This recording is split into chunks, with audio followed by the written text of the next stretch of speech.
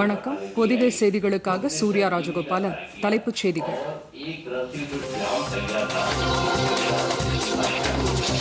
வாரணாசியில் 614 கோடி ரூபாய் மதிப்பிலான வளர்ச்சித் திட்டப் பணிகள் காணொலி காட்சி மூலம் தொடங்கி வைத்தார் பிரதமர் நரேந்திர மோடி.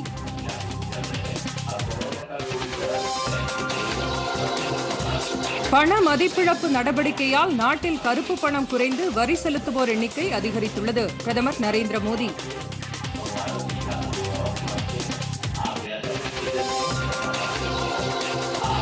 பீகாரில் நாளை வாக்கு எண்ணிக்கை. பாதுகாப்பு ஏற்பாடாக ஓட்டு எண்ணும் மையங்களில் 144 தடை உத்தரவு அமல்.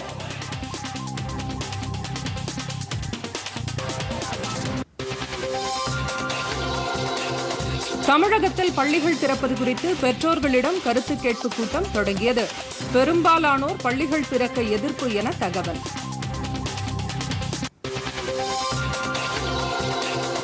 அமெரிக்காவில் கொரோனா தடுப்பு நடவடிக்கை குழு தலைவராக இந்திய வம்சாவளி மருத்துவர் விவேக் மூர்த்தி நியமனம்.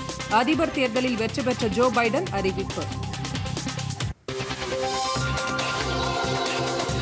தமிழகத்தின் 6 மாவட்டங்களில் இன்று இடியுடன் கூடிய கனமழை பெய்ய வாய்ப்பு. சென்னை வானிலை ஆய்வு மையம் தகவல்.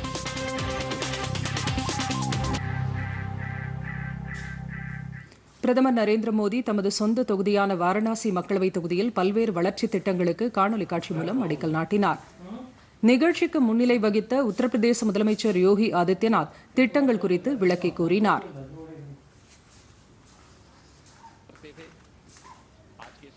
एक बार फिर से काशी के विकास की लोकार्पण और शिलान्यास से जुड़ी हुई 600 करोड़ रुपए से अधिक की इन परियोजनाओं के लिए आदरणीय प्रधानमंत्री जी के प्रति हृदय से आभार व्यक्त करते हुए प्रदेश सरकार की ओर से काशी वासियों की ओर से उनका हृदय से स्वागत और अभिनंदन करता हूं. बहुत बहुत धन्यवाद.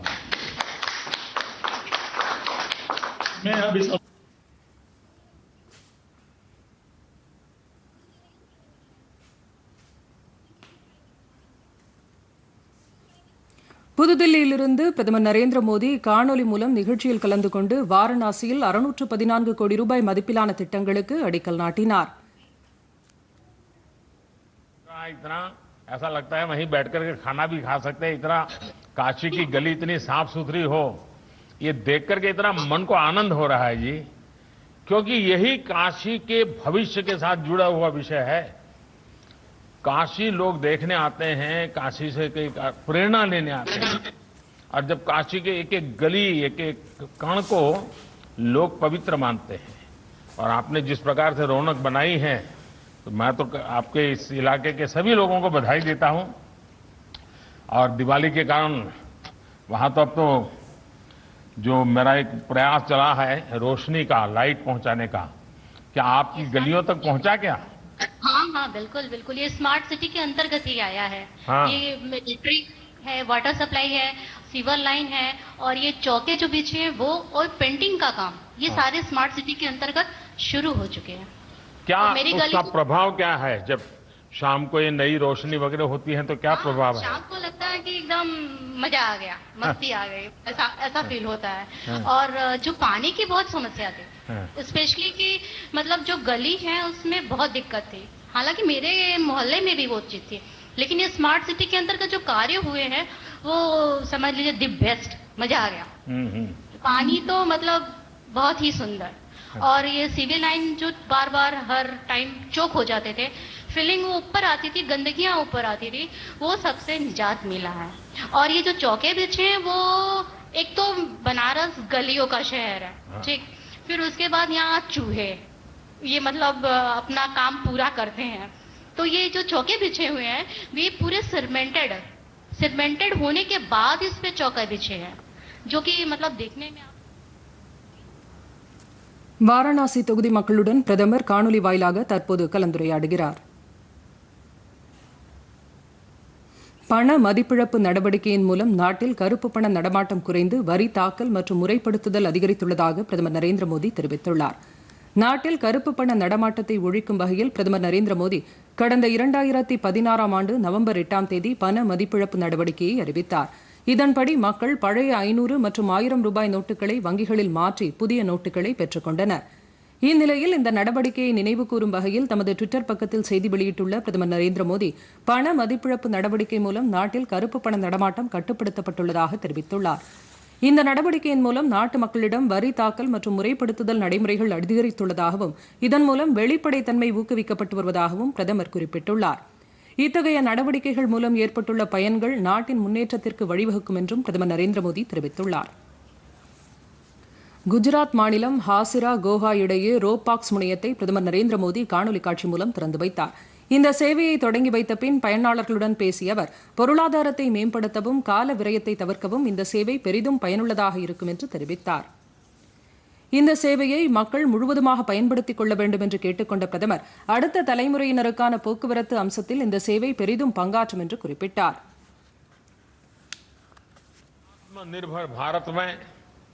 ब्लू इकोनॉमी की हिस्सेदारी को मजबूत करने के लिए समुद्र से जुड़े लॉजिस्टिक्स को मजबूत करना बहुत जरूरत है. ये इसलिए जरूरी है क्योंकि हमारी अर्थव्यवस्था पर लॉजिस्टिक्स पर होने वाले खर्च का प्रभाव ज्यादा है. यानी सामान को देश के एक हिस्से से दूसरे हिस्से में ले जाने पर दूसरे देशों की अपेक्षा हमारे देश में आज भी खर्च ज्यादा होता है. நாட்டின் பொருளாதார வளர்ச்சியோடு நீர்வழி பாதைகளை ஒருங்கிணைக்கும் பிரதமரின் நோக்கத்தின் அடிப்படையில் இந்த திட்டம் செயல்படுத்தப்படுகிறது. இந்த வழித்தடத்தில் இயக்கப்படும் படகு சேவையின் மூலம் ஹாசிராவிலிருந்து கோஹா வரையிலான பயண தூரம் 370 கிலோமீட்டரிலிருந்து 90 கிலோமீட்டராக குறைவதுடன் பயண நேரமும் வெகுவாக குறையும். நாள் ஒன்றுக்கு 9000 லிட்டர் அளவிலான எரிபொருளும் மிச்சமாகும் என்பதுடன் வாகனங்கள் வெளியேற்றும் கார்பன் டை ஆக்சைடு புகையும் கட்டுப்படுத்தப்படும் என்றும் தெரிவிக்கப்பட்டுள்ளது.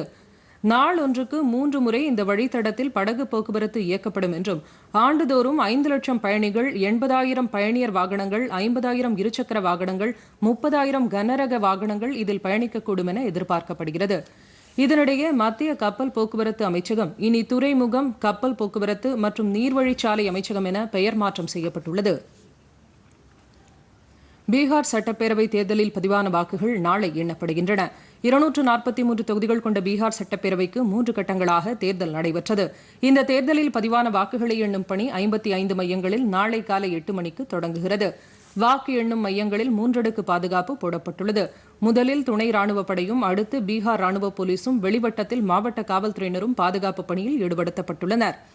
ஒவ்வொரு சுற்று முடிவுகளும் மைய வளாகத்தில் அமைக்கப்பட்டுள்ள டிஜிட்டல் திரையில் காண்பிக்க ஏற்பாடு செய்யப்பட்டுள்ளது. பீகாரில் ஆட்சி அமைக்க குறைந்தபட்சம் 122 தொகுதிகளில் வெற்றி பெற வேண்டும். அங்கு நிதிஷ்குமார் தலைமையிலான கூட்டணிக்கும் லாலு பிரசாத் யாதவின் மகன் தேஜஸ்வி யாதவ் தலைமையிலான எதிர்க்கட்சி கூட்டணிக்கும் இடையே நிலவும் போட்டியில் ஆட்சியை பிடிப்பது யார் என்பது நண்பகலுக்கு பின் தெரியவரும். தீபாவளி பண்டிகையை முன்னிட்டு சுற்றுச்சூழலுக்கு பாதிப்பு ஏற்படுத்தாத மூங்கில் மெழுகுவர்த்தி மற்றும் அலங்கார தட்டுக்களை திரிபுரா மாநில அரசு அறிமுகப்படுத்தியுள்ளது. இதை சுட்டிக்காட்டி மத்திய சுற்றுச்சூழல் மற்றும் தகவல் ஒலிபரப்புத்துறை அமைச்சர் பிரகாஷ் ஜவ்டேகர் வெளியிட்டுள்ள ட்விட்டர் பதிவில் வடகிழக்கு மாநிலங்களில் மூங்கில் தொழிலை ஊக்குவிக்க பிரதமர் நரேந்திர மோடி எடுத்த நடவடிக்கைக்கு நன்றி தெரிவித்துள்ளார்.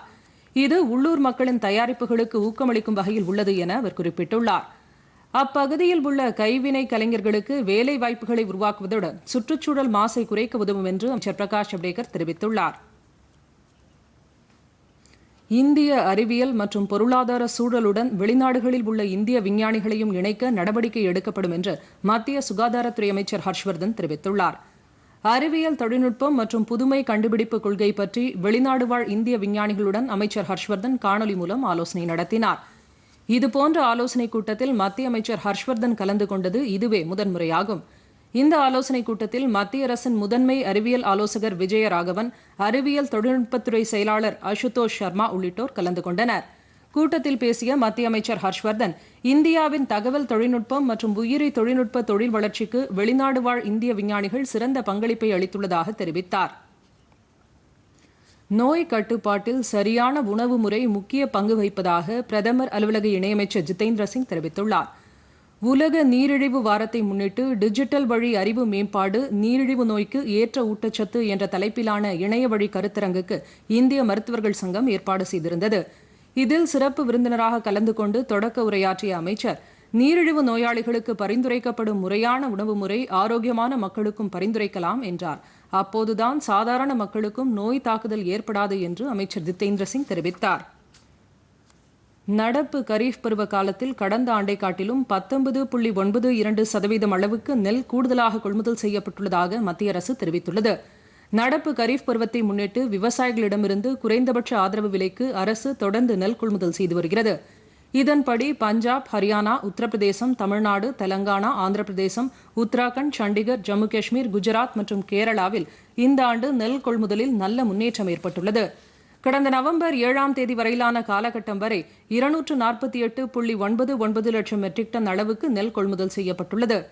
கடந்த ஆண்டில் இதே காலகட்டத்தில் 207.63 லட்சம் மெட்ரிக் டன் நெல் கொள்முதல் செய்யப்பட்டது. இது கடந்த ஆண்டை காட்டிலும் 19.92% கூடுதலாகும். அதிகபட்சமாக பஞ்சாப் மாநிலத்தில் 175.24 லட்சம் மெட்ரிக் டன் நெல் கொள்முதல் செய்யப்பட்டுள்ளது. இது மொத்த கொள்முதலில் 70.37% ஆகும். தமிழகத்தில் பள்ளிகளை திறப்பது குறித்து பெற்றோர்களிடம் கருத்து கேட்பு கூட்டம் தொடங்கியுள்ளது.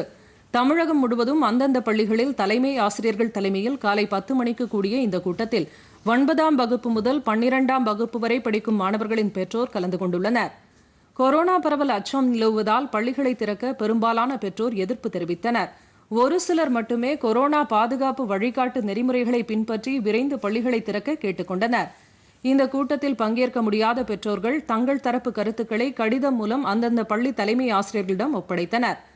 தமிழகம் முழுவதும் 9ஆம் வகுப்பு முதல் 12ஆம் வகுப்பு வரை வருகிற 16ஆம் தேதி முதல் பள்ளிகளை திறக்க முடிவு செய்யப்பட்டிருந்தது. இதற்கு அரசியல் கட்சிகள் மற்றும் கல்வியாளர்கள் தரப்பில் எதிர்ப்பு எழுந்ததால் பெற்றோர்களிடம் கருத்து கேட்பு கூட்டம் நடத்தப்பட்டுள்ளது.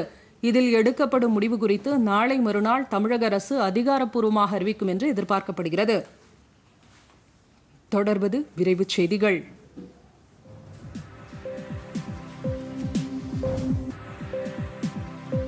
தமிழ்நாட்டில் அரசு பள்ளி மாணவர்களுக்கு நீட் தேர்வுக்கான ஆன்லைன் பயிற்சி வகுப்புகள் இன்று தொடங்க உள்ளது. அரசு மற்றும் அரசு உதவி பெறும் பள்ளி மாணவ மாணவிகளுக்கு பள்ளிக் கல்வித்துறை சார்பில் இலவசமாக நீட் தேர்வு பயிற்சி வகுப்புகள் அளிக்கப்பட்டு வருகின்றன. இந்த வகுப்புகளில் சேர்வதற்கு 14,975 மாணவர்கள் விண்ணப்பித்துள்ளனர்.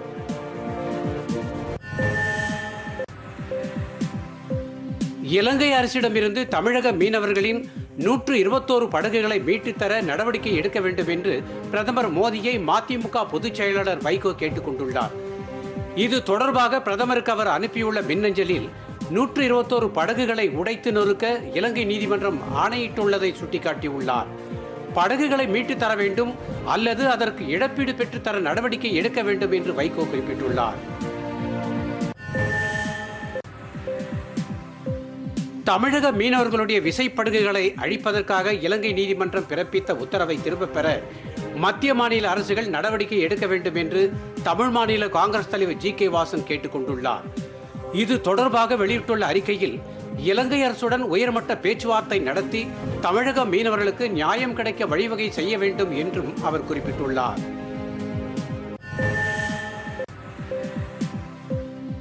காஷ்மீரின் லடாக் பகுதியில் பணியில் ஈடுபட்டிருந்த போது உயிரிழந்த ராணுவ வீரர் பிருத்திவிராஜாவின் இறுதிச் சடங்கு திருப்பத்தூர் மாவட்டம் ஜோலார்பேட்டை அருகே உள்ள அவரது சொந்த கிராமத்தில் நடைபெற்றது. 21 குண்டுகள் முழங்க ராணுவ மரியாதையுடன் நடைபெற்ற இறுதிச் சடங்கு நிகழ்ச்சியில் மாவட்ட ஆட்சியர், காவல்துறை கண்காணிப்பாளர், ராணுவ உயரதிகாரிகள் உட்பட பலர் கலந்து கொண்டு அஞ்சலி செலுத்தினார்கள். தமிழகம் முழுவதும் கொரோனா தொற்று பொது முடக்கத்தை அடுத்து கடந்த மார்ச் மாதம் மூடப்பட்ட திரையரங்குகள் நாளை திறக்கப்பட உள்ளன. திரையரங்குகள் 50% இருக்கைகளுடன் இயங்க அரசு அண்மையில் அனுமதி அளித்தது. இதை அடுத்து அரசு அறிவித்துள்ள நெறிமுறைகளின்படி நாளை முதல் திரையரங்குகள் திறக்கப்படும் என்று திரையரங்கு உரிமையாளர்கள் தெரிவித்துள்ளனர். தீபாவளி பண்டிகையை மாசற்ற தீபாவளியாக பொதுமக்கள் கொண்டாட வேண்டும் என்று மாசு கட்டுப்பாட்டு வாரியம் வேண்டுகோள் விடுத்துள்ளது. குறைந்த ஒலியுடனும் குறைந்த அளவில் மாசுபடுத்தும் தன்மை கொண்ட பட்டாசுகளை வெடிக்க வேண்டும் என்றும், திறந்த வெளியில் ஒன்று கூடி கூட்டாக பட்டாசுகளை வெடிக்க முயற்சிக்கலாம் என்றும், மருத்துவமனைகள், வழிபாட்டு தலங்கள் மற்றும் அமைதி காக்கப்படும் இடங்களில் பட்டாசுகளை வெடிக்க தவிர்க்க வேண்டும் என்றும் மாசு கட்டுப்பாட்டு வாரியம் தெரிவித்துள்ளது.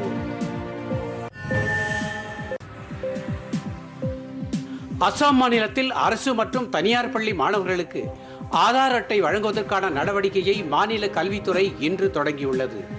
இதன்படி 6 வயது முதல் 18 வயது வரை உள்ள 70 லட்சம் மாணவர்களின் விவரங்கள் ஆதாரில் பதிவு செய்யப்பட உள்ளது.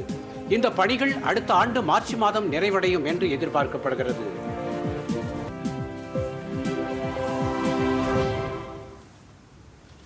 இந்தியாவில் கொரோனா பாதிப்பிலிருந்து குணமடைந்தோர் விகிதம் 92.56% அதிகரித்துள்ளது. உலக அளவில் பாதிக்கப்பட்டோர் எண்ணிக்கை 5 கோடியை தாண்டியுள்ளது. நாட்டில் ஒரே நாளில் 48,405 பேர் கொரோனா தொற்றில் இருந்து குணமடைந்துள்ளனர்.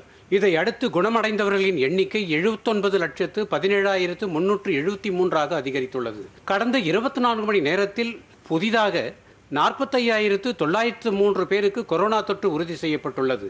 இதை அடுத்து பாதிக்கப்பட்டவர்களின் எண்ணிக்கை 85,53,657 உயர்ந்துள்ளது. 490 பேர் உயிரிழந்ததை அடுத்து ஒட்டுமொத்த உயிரிழப்பு 1,26,611 அதிகரித்துள்ளது. தற்போது 5,09,673 பேர் கொரோனாவுக்கு சிகிச்சை பெற்று வருகின்றனர். தமிழகத்தில் நேற்று 2,334 பேருக்கு கொரோனா தொற்று உறுதி செய்யப்பட்டுள்ளதாக மக்கள் நல்வாழ்வுத்துறை அமைச்சகம் தெரிவித்துள்ளது. மாநிலத்தில் கொரோனா உறுதி செய்யப்பட்டவர்களின் மொத்த எண்ணிக்கை 7,43,822 அதிகரித்துள்ளது. நேற்று ஒரே நாளில் 2,386 பேர் சிகிச்சைக்கு பின் குணமடைந்து வீடு திரும்பினர். இதையடுத்து தமிழகத்தில் கொரோனாவில் இருந்து குணமடைந்தவர்களின் மொத்த எண்ணிக்கை 7,13,584 உயர்ந்துள்ளது. தற்போது 18,894 பேர் சிகிச்சை பெற்று வருகின்றனர். இத்தொற்று பாதிப்பால் 20 பேர் உயிரிழந்த நிலையில் உயிரிழந்தவர்களின் மொத்த எண்ணிக்கை 11,344 அதிகரித்துள்ளது. சென்னையில் புதிதாக 601 பேருக்கு தொற்று உறுதி செய்யப்பட்டுள்ளதாக மக்கள் நல்வாழ்வுத்துறை தெரிவித்துள்ளது. உலக அளவில் கொரோனா தொற்றால் பாதிக்கப்பட்டோர் எண்ணிக்கை 5,07,38,093 அதிகரித்துள்ளது. 3,57,95,461 பேர் குணமடைந்துள்ளனர். 12,62,132 பேர் உயிரிழந்துள்ளனர். கொரோனா தொற்றிலிருந்து நம்மை பாதுகாத்துக் கொள்ள சரியான முறையில் முகக்கவசம் அணிவது அவசியம். இதுகுறித்த நாடு தழுவிய விழிப்புணர்வு இயக்கத்தை டிடி நியூஸ் செய்தி அலைவரிசை மேற்கொண்டு வருகிறது.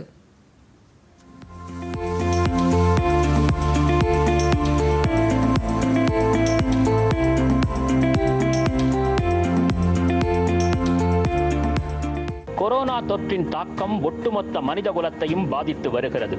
உலகம் முழுவதும் இந்நோய் தொற்றால் பாதிக்கப்படுவோர் எண்ணிக்கையும் நாளுக்கு நாள் அதிகரித்து வருகிறது. இதை ஒழிக்க தடுப்பூசியோ தடுப்பு மருந்தோ கண்டுபிடிக்கப்படும் வரை நாம் எச்சரிக்கையுடனும் பாதுகாப்புடனும் இருக்க வேண்டியது மிகவும் அவசியமாகும். முகக்கவசம் அணிவது கொரோனா தொற்று பரவலை தடுப்பதில் நல்ல பலனை அளித்து வருவதாக உலக சுகாதார அமைப்பு தெரிவித்துள்ளது. பல்வேறு ஆராய்ச்சிகளும் இதையே நிரூபித்துள்ளன. மூக்கு, வாய் போன்ற பகுதிகளை முகக்கவசத்தை கொண்டு நன்கு மூடுவதன் மூலம் கொரோனா பரவுவதை தடுக்க முடியும். அவ்வாறு அணியாவிட்டால் கொரோனா பரவுவதை தடுக்க முடியாது. बिना मास्क या फेस कवर के घर से बाहर निकलने की अभी कल्पना करना भी सही नहीं है. எனவே தூர்தர்ஷனின் டிடி நியூஸ் செய்தி அலைவரிசை மாஸ்கப் இந்தியா இயக்கத்துடன் இணைந்து முகக்கவசத்தின் அவசியம் குறித்தும் முகக்கவசம் மூலம் மூக்கு மற்றும் வாய்ப்பகுதிகளை நன்கு மூடுவதன் அவசியம் குறித்தும் விழிப்புணர்வு பிரச்சாரம் மேற்கொண்டு வருகிறது. நமது குடும்ப உறுப்பினர்கள் மற்றும் நண்பர்களுக்கு முகக்கவசத்தை சரியான முறையில் அணியும்படி கேட்டுக்கொள்வோம். மாஸ்கப் இந்தியா, கவசம் அணிக இந்தியா, கொரோனாவை ஒழிப்போம், முகக்கவசத்தை சரியான முறையில் அணிவோம் என நாம் அனைவரும் முழங்குவோம். மாஸ்கப் இந்தியா, கவசம் அணிக இந்தியா, கவசம் அணிக இந்தியா. தொடர்வது உலகச் செய்திகள்.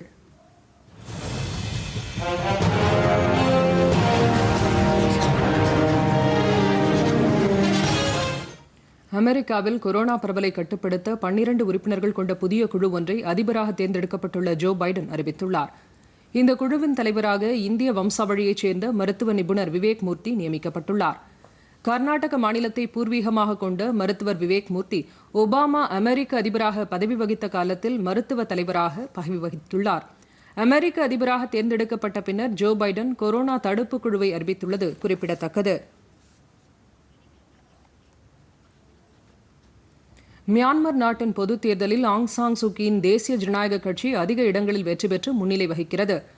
கொரோனா தொற்று அச்சுறுத்தலுக்கிடையே மியான்மர் நாடாளுமன்றத்திற்கு நேற்று தேர்தல் நடைபெற்றது. நாடாளுமன்றத்தின் இரு அவைகள், 7 மாநில சட்டப்பேரவைகள் மற்றும் 7 மண்டலங்கள் என மொத்தம் 1171 இடங்களுக்கு வாக்குப்பதிவு நடந்தது. இந்த தேர்தலில் இதுவரை இல்லாத அளவுக்கு அதிக எண்ணிக்கையில் வாக்குகள் பதிவானதாக அந்நாட்டு தேர்தல் ஆணையம் தெரிவித்துள்ளது. இந்த தேர்தலில் பதிவான வாக்குகள் தற்போது எண்ணப்பட்டு வருகின்றன. இதுவரை வெளியாகியுள்ள தகவலின்படி ஆங் சாங் சூகியின் தேசிய ஜனநாயக கட்சி பல இடங்களில் முன்னிலையில் உள்ளது.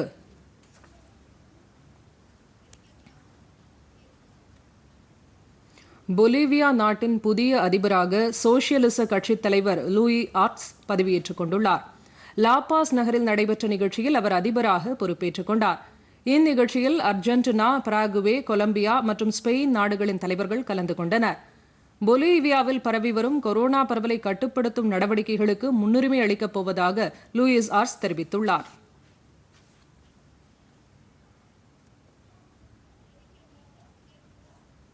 அடுத்து வருவது விளையாட்டுச் செய்திகள்.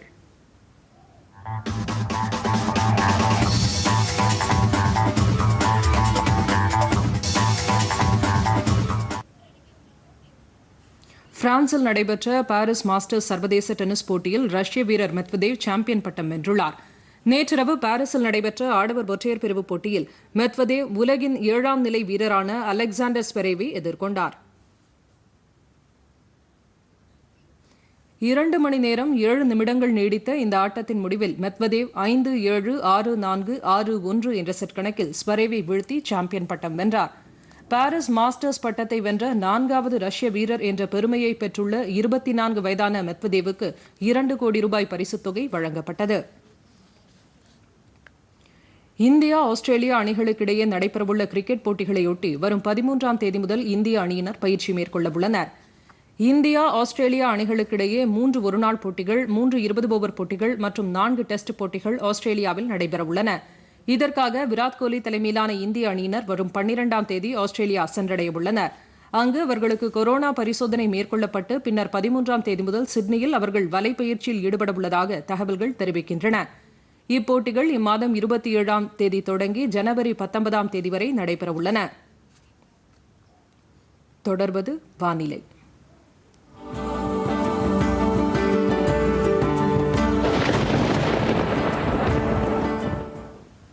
தமிழகத்தில் புதுக்கோட்டை, ராமநாதபுரம், விருதுநகர், மதுரை, சிவகங்கை, தூத்துக்குடி ஆகிய 6 மாவட்டங்களில் ஒரு சில இடங்களில் இடி மின்னலுடன் கூடிய கனமழை பெய்யக்கூடும் என்று சென்னை வானிலை ஆய்வு மையம் தெரிவித்துள்ளது.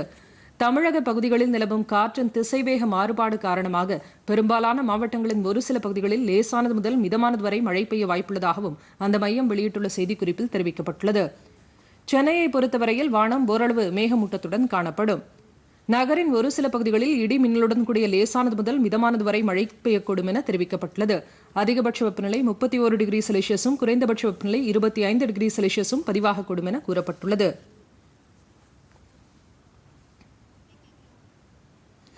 கியூபா நாட்டில் பல பகுதிகள் புயல் மற்றும் மழை வெள்ளத்தின் பிடியில் சிக்கியுள்ளன. கடந்த சில நாட்களாக பெய்து வரும் கனமழை காரணமாக அந்நாட்டில் உள்ள ஆறுகளில் வெள்ளம் கரைபுரண்டு ஓடுகிறது.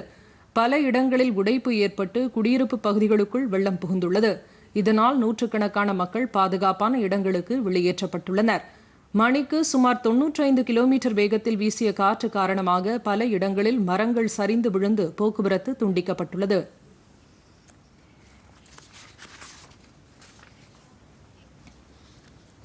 இனி உலகின் பல்வேறு பகுதிகளில் நடைபெற்ற சில சுவாரஸ்யமான நிகழ்வுகள் குறித்து காணலாம்.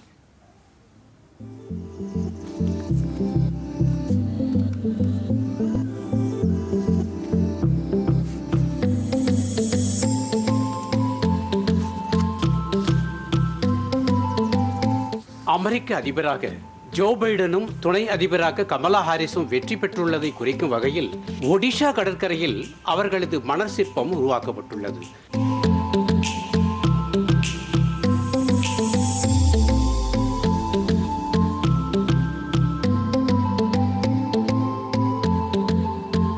புகழ்பெற்ற மணல் சிற்ப கலைஞர் சுதர்சன் பட்நாயக் இந்த சிற்பங்களை உருவாக்கியுள்ளார்.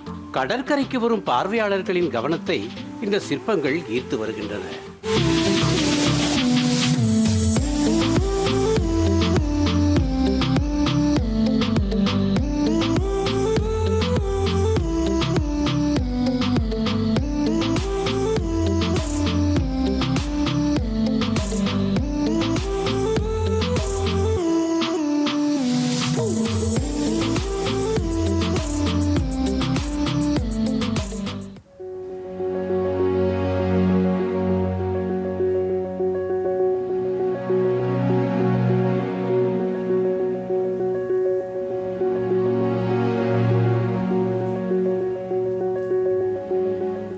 இந்த ஆண்டுக்கான வெண்டி குளோப் ரவுண்ட் த வேர்ல்டு பாய்மரகு படகு போட்டி பிரான்ஸ் நாட்டில் தொடங்கியுள்ளது.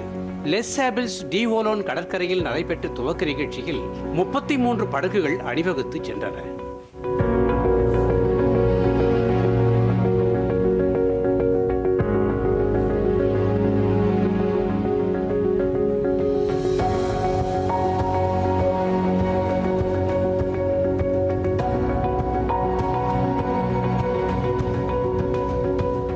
போட்டியாளர்களை ஊக்குவிக்கும் வகையில் விமானங்கள் வண்ண புகைகளை வெளியேற்ற வண்ணம் தாழ்வாக பறந்து சென்றன. கொரோனா தொற்று பாதிப்பு காரணமாக துவக்க நிகழ்ச்சியில் பொதுமக்கள் குறைந்த அளவிலேயே கலந்து கொண்டனர்.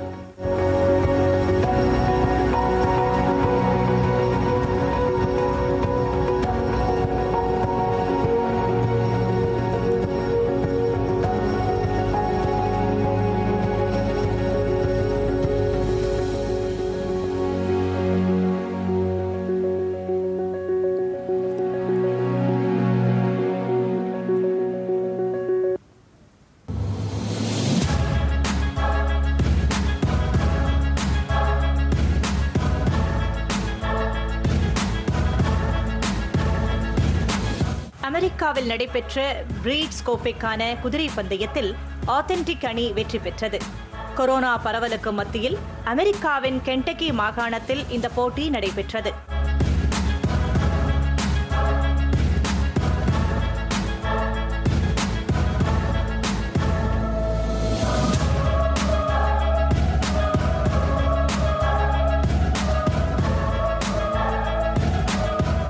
விறுவிறுப்பாக நடைபெற்ற இந்த போட்டியில் ஆத்தென்டிக் அணி தொடக்கம் முதலே ஆதிக்கம் செலுத்தி முன்னிலை வகித்தது.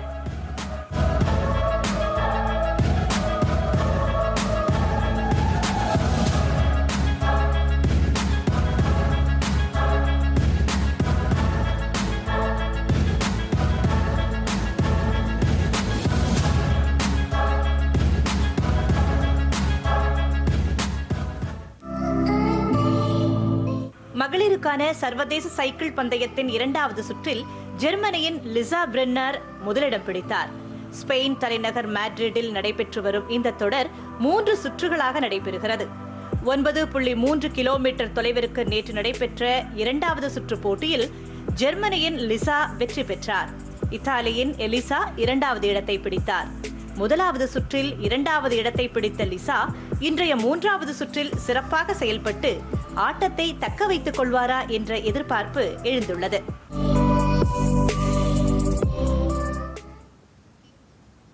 மீண்டும் தலைப்புச் செய்திகள். வாரணாசியில் 614 கோடி ரூபாய் மதிப்பிலான வளர்ச்சி திட்டப் பணிகள் காணொலி காட்சி மூலம் தொடங்கி வைத்தார் பிரதமர் நரேந்திர மோடி.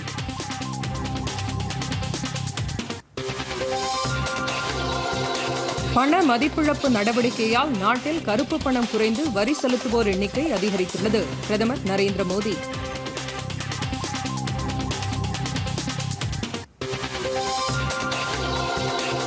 பீகாரில் நாளை வாக்கு எண்ணிக்கை. பாதுகாப்பு ஏற்பாடாக ஓட்டு எண்ணும் மையங்களில் 144 தடை உத்தரவு அமல்.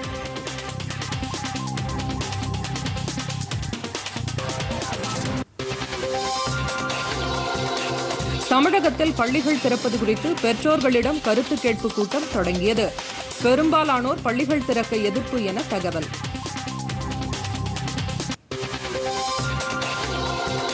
அமெரிக்காவில் கொரோனா தடுப்பு நடவடிக்கை குழு தலைவராக இந்திய வம்சாவழி மருத்துவர் விவேக் மூர்த்தி நியமனம்.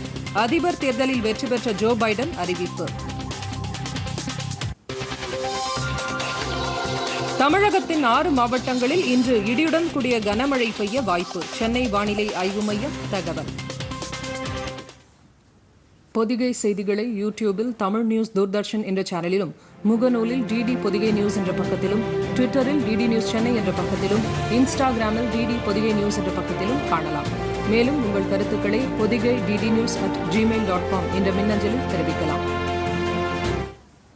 இத்துடன் இந்த செய்தியறிக்கை நிறைவு பெற்றது. மீண்டும் செய்திகள் பிற்பகல் 2 மணிக்கு. வணக்கம்.